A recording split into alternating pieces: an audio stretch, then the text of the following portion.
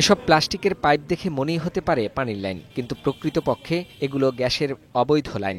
রাজধানীর অন্যতম বড় বস্তি কড়াইল এলাকার বেশিরভাগ গ্যাস এরকম প্লাস্টিকের পাইপে লেকের পানির মধ্য দিয়ে নিয়েছে। যখন চরম গ্যাস সংকটে ভুগছে দেশ, চড়া মূল্য দিয়ে আমদানি করেও চাহিদা মিটাতে হিমশিম অবস্থা, তখন খোদ রাজধানীতেই এমন হাজারো অবৈধ সংযোগ মিলছে। লাখ লাখ মানুষ গ্যাস ব্যবহার করছে অবৈধভাবে।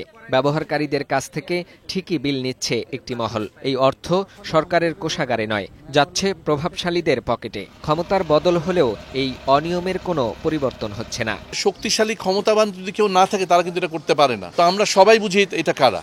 তো আমরা আশা করি এই যে এখান থেকে যে অবৈধ সংযোগ যেটা করার যে আমরা উদ্যোগ নিয়েছি, এটা ইনশাআল্লাহ বন্ধ হবে। অভিযোগ আছে এই সিন্ডিকেটের সাথে জড়িত আছে তিতাসের কর্মকর্তারাও। এবার অবৈধ সংযোগ বিচ্ছিন্নে কঠোর অবস্থানে সরকার। তিতাসের ব্যবস্থাপনা পরিচালক জানান, জড়িতদের কাউকে আর ছাড় দেয়া হবে না। বলেন, বাসাবাড়ি কিংবা মহল্লায় অবৈধ গ্যাস সংযোগের প্রমাণ পেলে কি পয়েন্টে মিটার বসিয়ে দেয়া হবে।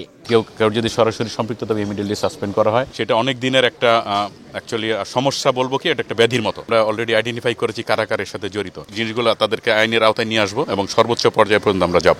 বারবার লাইন কেটেও বন্ধ করতে পারছিল না তিতাস। রাতের আধারে ভয় দেখিয়ে পুনরায় সংযোগ চালু করে। গুলশান করাইল বনানী এলাকায় গ্যাসের এ অবৈধ সংযোগ বন্ধে গুলশান সোসাইটির সাথে সচেতনতামূলক বৈঠক করেছে তিতাস। এ সময় ব্যবস্থাপনা পরিচালক জানান, বৈধ গ্রাহক সহ সকলের সহযোগিতায় অবৈধ সংযোগ বন্ধ করা সম্ভব হবে।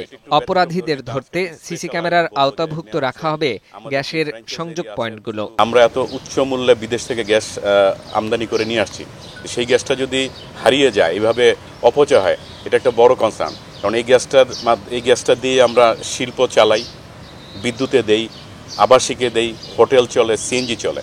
প্রতিটা গ্যাসের ফোঁটা আমাদের জন্য অতি মূল্যবান। কোথাও অবৈধ সংযোগ দেখা হবে, আমাদেরকে রিপোর্ট করবে, আমরা সেই অনুযায়ী ব্যবস্থা নেব। গুলশান ও বনানীর মাঝামাঝি অবস্থিত করাইল বস্তি দীর্ঘদিন ধরেই রাজধানীর অন্যতম বৃহৎ অনুমোদিত ইউটিলিটি সংযোগের কেন্দ্র হিসাবে চিহ্নিত।